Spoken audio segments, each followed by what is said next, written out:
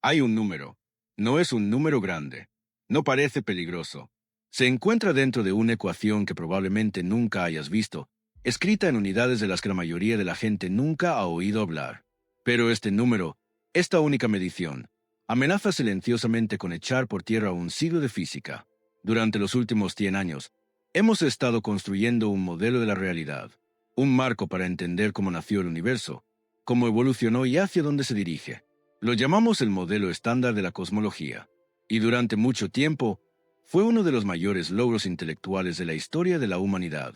Era elegante, era preciso, concordaba con observación tras observación tras observación. Y entonces construimos un telescopio mejor. Lo que el telescopio espacial James Webb encontró cuando dirigió sus espejos dorados hacia el cielo no confirmó nuestra comprensión del universo. En algunos aspectos, la contradijo, y cuanto más profundo mira, más se ensanchan las grietas. Esta es la historia de lo que sucede cuando el universo deja de darnos la razón. Para entender la crisis, hace falta comprender una cosa. El universo se está expandiendo, no explotando hacia afuera desde un punto central, no desplazándose a través de un espacio vacío. Es el tejido mismo del espacio el que se estira, separando unas galaxias de otras del mismo modo en que las pasas de un bizcocho que sube se alejan entre sí, aunque ninguna de ellas se esté moviendo a través de la masa. Esta expansión se conoce desde la década de 1920, cuando el astrónomo Edwin Hubble observó que las galaxias distantes se alejaban de nosotros, y que cuanto más lejos estaban, más rápido se alejaban. Esta relación queda recogida en un solo número, la constante de Hubble.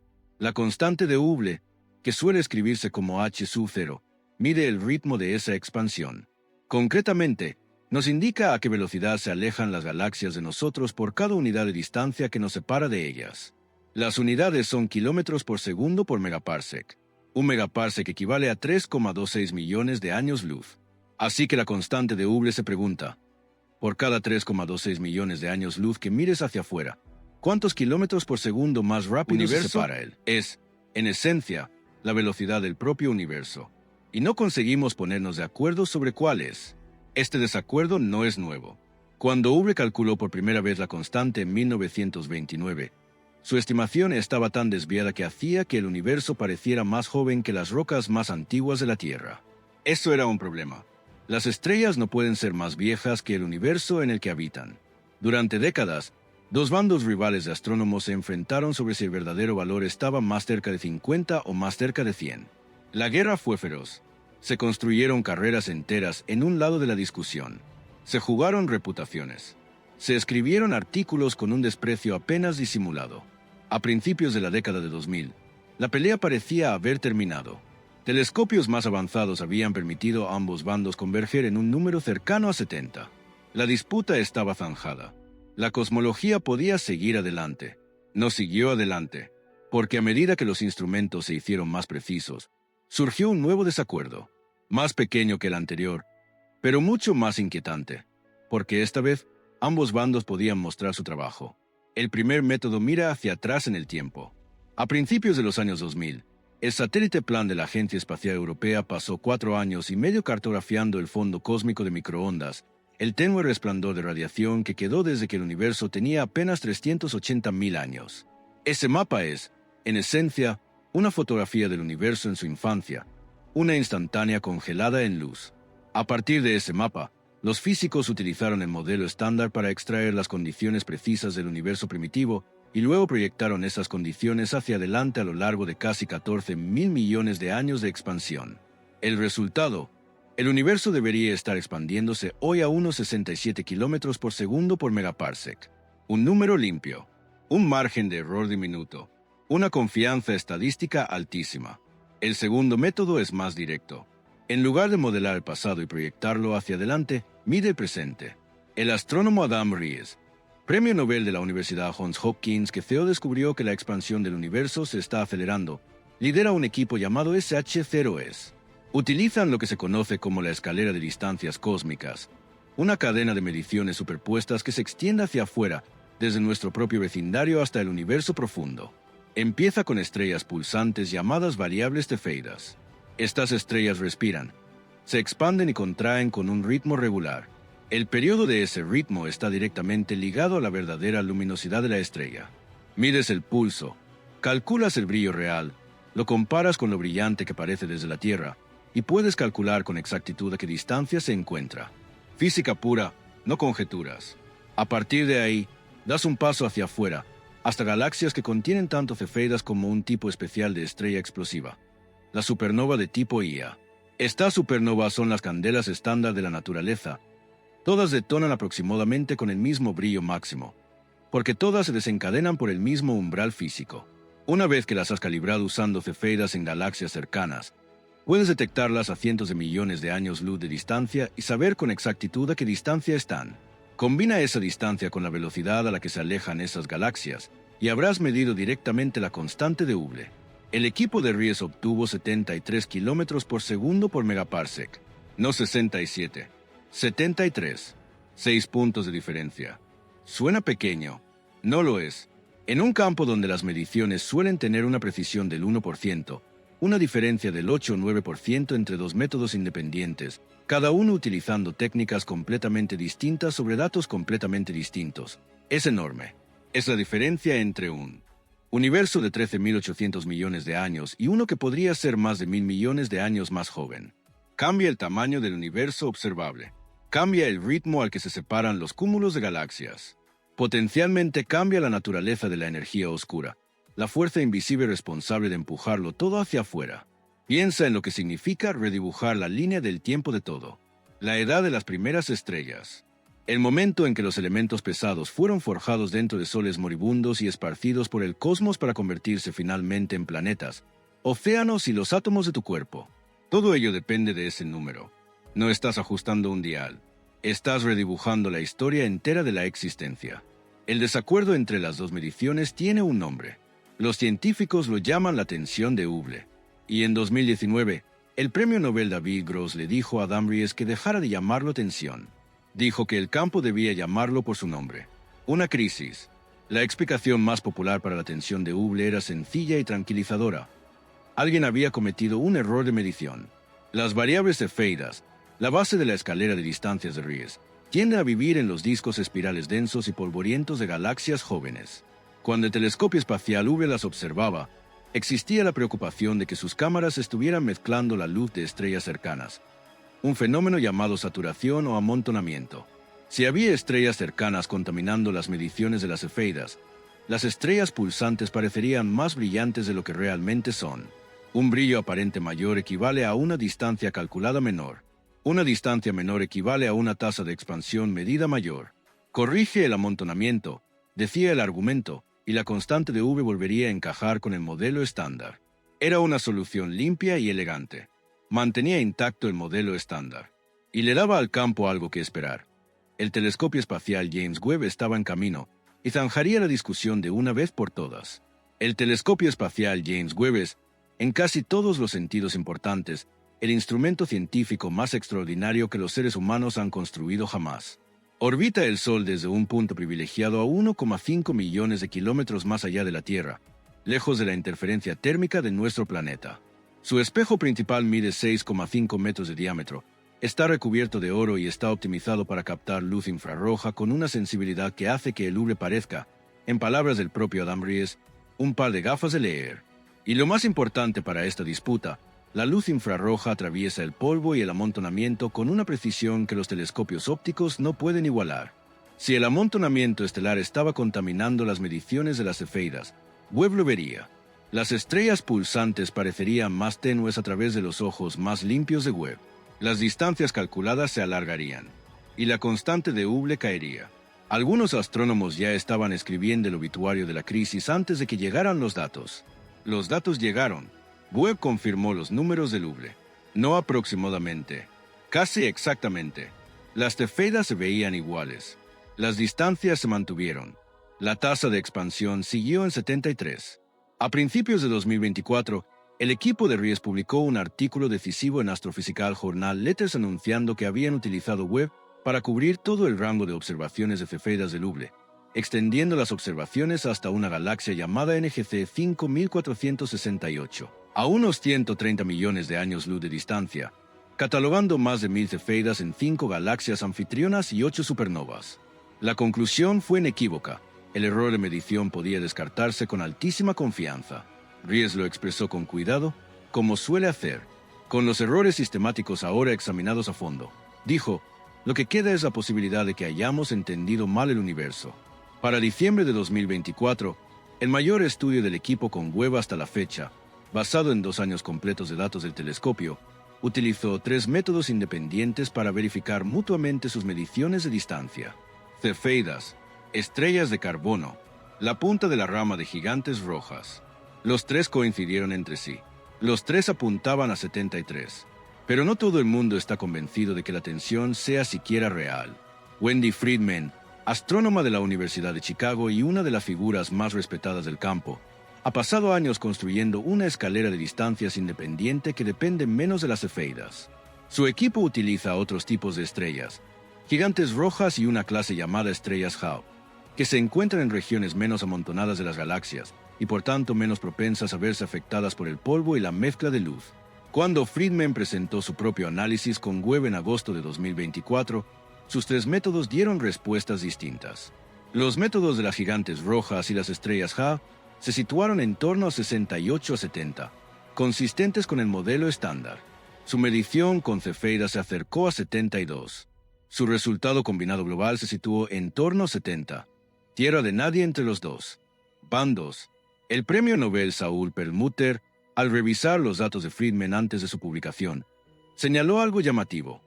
Sus resultados sugerían que podría haber una tensión dentro de las propias mediciones basadas en estrellas, antes incluso de compararlas con el fondo cósmico de microondas.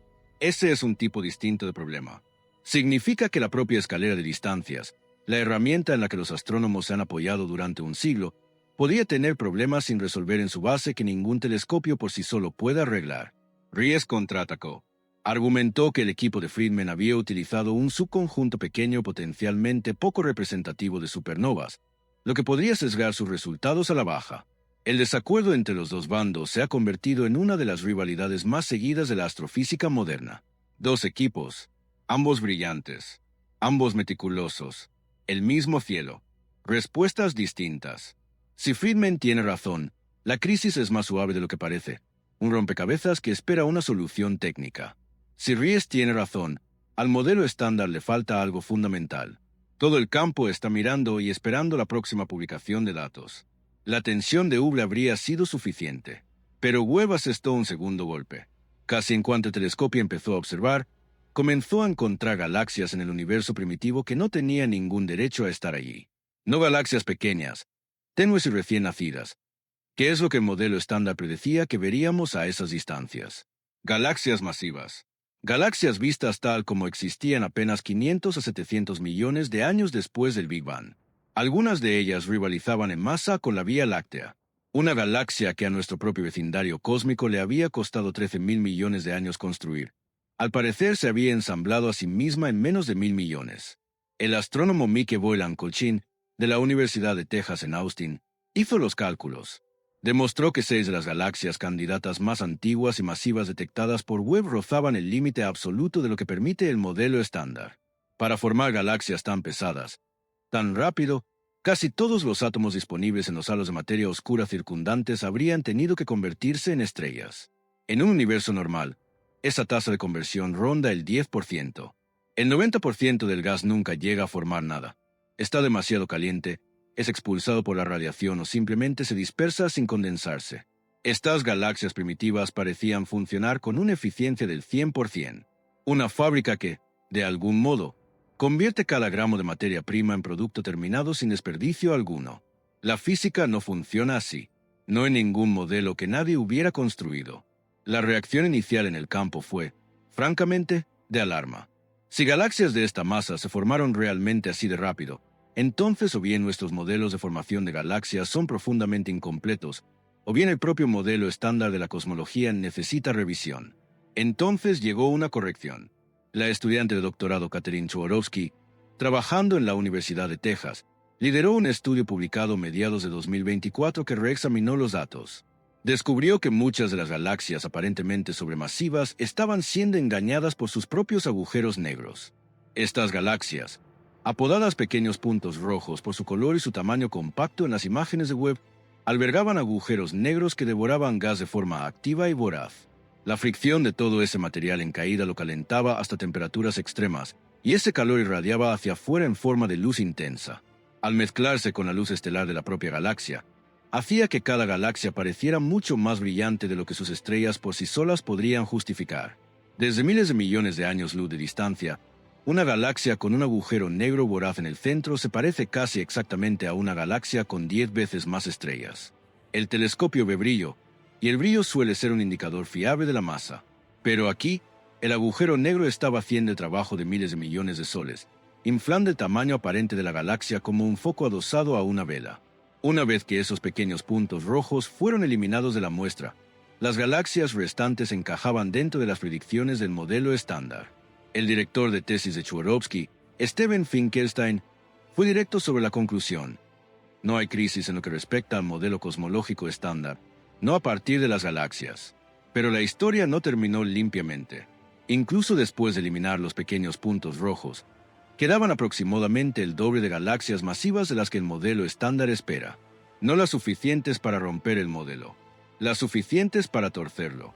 Chworopski sugirió que las estrellas podrían haberse formado más rápido en el universo primitivo que en la actualidad, que las condiciones más densas poco después del Big Bang hacían más difícil que el gas escapara durante la formación estelar, permitiendo que el proceso se acelerara. Una explicación razonable. Una que aún así requiere ajustar la forma en que pensamos que las galaxias se ensamblaron a sí mismas. Y luego, a principios de 2025, Webb encontró algo aún más extraño. Una galaxia espiral masiva, rápidamente apodada la Gran Rueda, que existía dentro de los primeros 2000 millones de años del universo. La estructura espiral tarda en desarrollarse. Requiere un crecimiento relativamente tranquilo y ordenado, no la fusión caótica que cabría esperar en un universo joven que aún se ensambla violentamente a partir de gas bruto y halos de materia oscura. El astrónomo Temia Nanayak Kara, parte del equipo que hizo el descubrimiento en la Universidad Tecnológica de Swinburne, en Australia, señaló que la galaxia debió ensamblar su masa de una forma inusualmente ordenada, o bien formar la mayoría de sus estrellas in situ sin las colisiones violentas que normalmente construyen galaxias grandes. Cualquiera de las dos explicaciones desafía el pensamiento convencional. Mientras tanto, un equipo de Cambridge usó Webb para estudiar más de 250 galaxias de esa misma época temprana y encontró el patrón opuesto. La mayoría eran sistemas caóticos, turbulentos, brumosos, adolescentes que todavía no se habían asentado en discos lisos y en rotación. Así que el universo primitivo contenía tanto galaxias adolescentes desordenadas y caóticas como al menos una espiral notablemente madura, coexistiendo en la misma era. Esa no es una contradicción que el modelo estándar maneje con elegancia. Dejemos a un lado la tasa de expansión. Dejemos a un lado las galaxias tempranas. Hay un tercer problema, y tiene que ver con la forma del universo a las escalas más grandes. Un estudio publicado en Nature Astronomy a finales de 2025, liderado por Álvaro Pozo e incluyendo a investigadores del MIT, Harvard y Taipei, descubrió que muchas galaxias jóvenes observadas por Webb parecen llamativamente estiradas, alargadas, como puros cósmicos. Estas formas prolatas no coinciden con las predicciones de la materia oscura fría, la columna vertebral del modelo estándar, el andamiaje sobre el que descansa toda la estructura a gran escala. Sin embargo, si coinciden con las predicciones de dos modelos alternativos, la materia oscura tibia y la materia oscura ondulatoria. En estos modelos, los filamentos de la estructura a gran escala del universo son más suaves, lo que permite que el gas y las estrellas fluyan a lo largo de ellos en corrientes alargadas en lugar de agruparse en halos esféricos. Las galaxias que se forman en su interior heredan esa estructura alargada. Esa distinción importa más de lo que parece. La materia oscura fría no es solo un ingrediente más del modelo estándar. Determina dónde se forman las galaxias, cómo se agrupan y qué aspecto tiene la estructura a gran escala del universo en las mayores escalas. Si las partículas de materia oscura son más ligeras o se comportan de forma distinta como supone el modelo frío, las ondas de ese cambio se propagan por casi todas las predicciones que hace la cosmología. Alteraría la masa de los cúmulos de galaxias. Cambiaría la distribución esperada de galaxias enanas alrededor de las más grandes, una distribución que ya ha sido fuente de tensión durante años. Cambiaría cómo las lentes gravitacionales curvan la luz alrededor de objetos masivos. No se puede cambiar los cimientos de un edificio y esperar que las paredes se queden donde están. Y luego está la tensión S8. La mayoría de la gente no ha oído hablar de esta, lo cual es extraño porque puede que sea tan importante como la tensión de Hubble. La tensión S8 tiene que ver con la aglomeración. El modelo estándar predice un nivel específico de agrupamiento en la distribución de la materia por el cosmos, cuanto tiende la materia a juntarse en lugar de extenderse de forma uniforme. Cuando los astrónomos miden esa agrupación directamente, encuentran de forma sistemática algo menos de la que el modelo espera. El universo es un poco más suave de lo que debería. Ries la ha llamado la hermana pequeña de la tensión de Hubble. Menos dramática, más difícil de explicar. Si ambas tensiones son reales, si el universo se está expandiendo más rápido de lo esperado y también es ligeramente más suave de lo esperado, pueden ser síntomas del mismo problema subyacente. Dos grietas recorriendo la misma pared. Las explicaciones estándar empiezan a flaquear. La energía oscura, que constituye aproximadamente el 68% de todo lo que existe y es responsable de la expansión acelerada del universo, sigue siendo un nombre provisional para algo que no podemos identificar, medir directamente ni explicar. La nombramos porque necesitábamos un nombre. No entendemos lo que es. Una hipótesis que sigue resurgiendo se llama energía oscura temprana, un hipotético estallido de expansión adicional que habría ocurrido en los primeros cientos de miles de años tras el Big Bang y que luego desapareció. Si algo así sucedió, desplazaría la predicción de Planck hacia arriba, más cerca de 73, sin romper las demás cosas que el modelo estándar acierta. Mark Minkowski, cosmólogo de Johns Hopkins que ha ayudado a desarrollar esta idea, la ha comparado con el universo recibiendo un empujón inesperado poco después de nacer, un impulso que se propagó a lo largo de 14.000 millones de años de expansión, alterando la tasa que medimos hoy. Nadie sabe si la energía oscura temprana es real. Nadie la ha detectado. Pero es una de las pocas ideas que podrían resolver la tensión de Hubble sin desmantelar todo lo demás que funciona. El modelo estándar no está muerto, ni siquiera cerca. Sigue explicando el fondo cósmico de microondas con una precisión extraordinaria. Predijo correctamente las abundancias de hidrógeno y helio que quedaron tras el Big Bang. Da cuenta del agrupamiento de galaxias a lo largo de miles de millones de años luz. Ningún modelo competidor se acerca a igualar su historial, pero está desarrollando fracturas que no estaban ahí hace una década. Y el campo lo sabe. Vienen nuevos instrumentos, y son extraordinarios. El telescopio espacial Nancy Grace Roman de la NASA llevará a cabo estudios de amplio campo diseñados específicamente para estudiar la energía oscura a escalas a las que Webb no puede llegar. La misión Euclid de la Agencia Espacial Europea ya está en el espacio, cartografiando la geometría del universo a una escala que ningún telescopio había intentado antes. Las futuras entregas de datos del telescopio espacial Gaia permitirán a los astrónomos calibrar las distancias a las cefeidas con precisión geométrica, eliminando potencialmente otra capa de incertidumbre de medición de la escalera de distancias. El telescopio cosmológico de Atacama ya ha producido el mapa terrestre más detallado del fondo cósmico de microondas jamás realizado, empujando la estimación de Planck ligeramente hacia arriba, pero no lo suficiente como para cerrar la brecha. Cada nueva medición o bien ahonda el misterio o bien nos acerca a una solución. Aún nadie sabe cuál de las dos cosas será. La cosmología ya ha estado aquí antes. En la década de 1990, el campo estuvo a punto de colapsar bajo el peso de una contradicción distinta. Mediciones que sugerían que el universo era más joven que sus estrellas más antiguas. No tenía ningún sentido. Las estrellas no pueden ser más viejas que aquello en lo que viven. La crisis parecía fatal. Entonces llegó el descubrimiento de que la expansión del universo se estaba acelerando, impulsada por algo invisible, lo que ahora llamamos energía oscura. Toda la imagen encajó de golpe. Lo que parecía un fallo fatal resultó ser la sombra de algo enorme que nadie había visto aún. Ese es el patrón con las crisis en física. Se sienten como finales. Casi siempre resultan ser puertas. Adam Ries lo expresó con cuidado en diciembre de 2024, como hace a menudo. La discrepancia entre la tasa de expansión observada y las predicciones del modelo estándar sugiere que nuestra comprensión del universo puede ser incompleta. Dos telescopios insignia de la NASA confirman ahora los hallazgos del otro. Tenemos que tomarnos en serio este problema. Si pudiera salir de alguna manera fuera del universo y contemplar este momento, verías una especie en un pequeño planeta rocoso, orbitando una estrella poco notable en los suburbios de una galaxia de tamaño mediano, usando espejos y matemáticas para discutir sobre si la realidad se está expandiendo un 6% más rápido de lo que debería, y enfadándose genuinamente por ello. Eso es absurdo o magnífico. Yo creo que podría ser ambas cosas. El universo no está roto. Nuestro mapa de él es incompleto. Y la próxima versión de ese mapa, cuando sea que llegue, va a ser más extraña y más hermosa que cualquiera que hayamos dibujado hasta ahora. Las ecuaciones serán distintas. La imagen de la caja será más grande. Y en algún lugar de esas nuevas ecuaciones estará la respuesta a una pregunta que apenas sabemos formular todavía. ¿Qué es el universo? ¿Y por qué se expande más rápido de lo que debería? No lo sabemos.